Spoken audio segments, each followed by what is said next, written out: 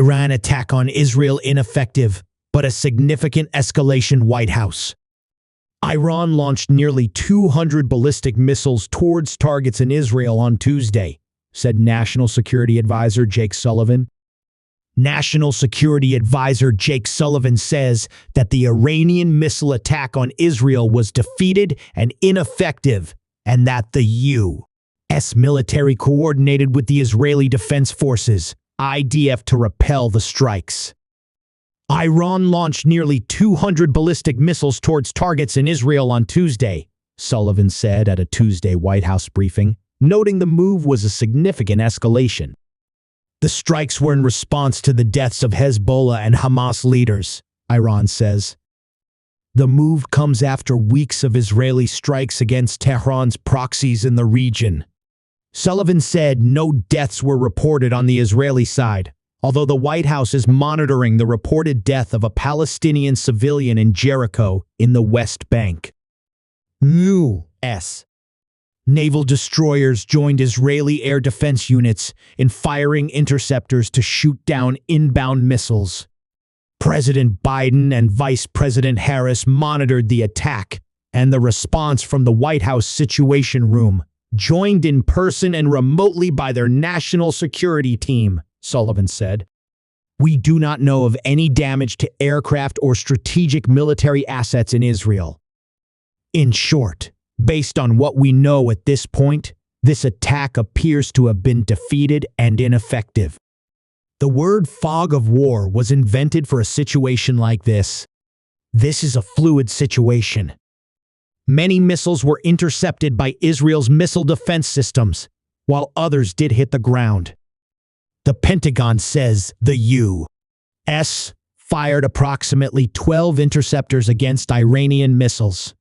This is a significant escalation by Iran, a significant event, and it is equally significant that we were able to step up with Israel and create a situation in which no one was killed in this attack in Israel.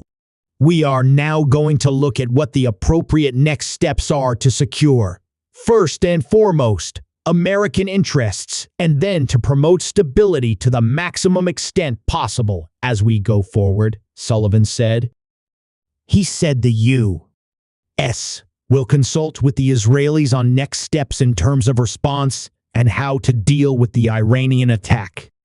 The White House is particularly focused on protecting U.S. service members in the region and implored American citizens in Lebanon to follow the State Department's guidance of finding civilian commercial means to leave the country, Sullivan said. Sullivan also expressed his condolences to the victims who were killed in a shooting in the Israeli city of Jaffa, located near Tel Aviv on Tuesday. At least 8 people were killed and at least 7 injured, local officials have told Fox News. The incident, which is believed to be a terror attack, took place Tuesday outside a newly built light rail station on Jerusalem Street. Authorities say at least 2 individuals who opened fire on a crowd of people have been neutralized.